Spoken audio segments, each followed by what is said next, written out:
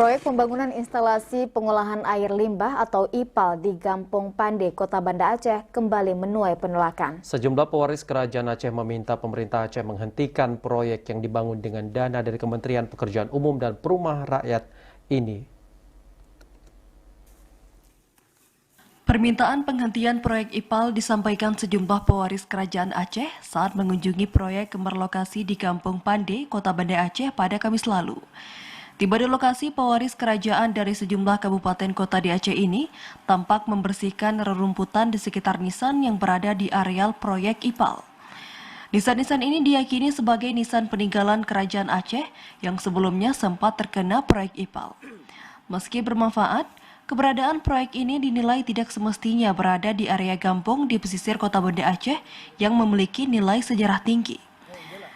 Memindahkan lokasi proyek IPAL dinilai merupakan satu-satunya solusi agar lokasi yang mengandung nilai sejarah ini tidak rusak. Apalagi pada November 2017 silam, Gubernur Aceh Irwandi Yusuf pernah berjanji akan memindahkan proyek ini.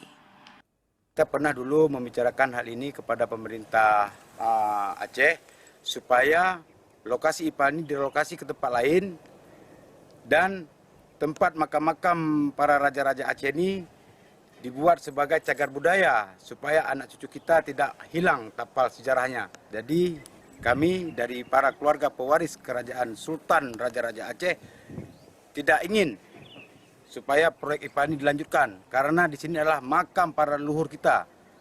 Negara yang bodoh adalah negara yang melupakan tentang sejarah. Itu yang sangat saya tekankan kepada pemerintah Aceh. Proyek IPAL merupakan proyek pengolahan dan jaringan air limbah untuk 5.000 rumah di Kota Banda Aceh yang ditargetkan selesai pada 2017 sejak dimulai pada 2015 silam. Fasilitas yang disebut pertama kali dimiliki masyarakat Aceh ini berguna untuk menangani masalah air limbah di Banda Aceh. Pembangunannya berlokasi di Gampong Jawa dan Pande dengan perpipaan utama di Gampong Peniti dengan anggaran senilai 107,3 miliar rupiah yang bersumber dari APBN dan APBD Kota Banda Aceh.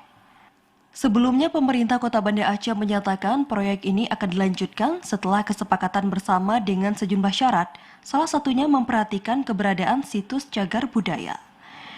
Dari Banda Aceh, Arman Konadi, TVRI melaporkan.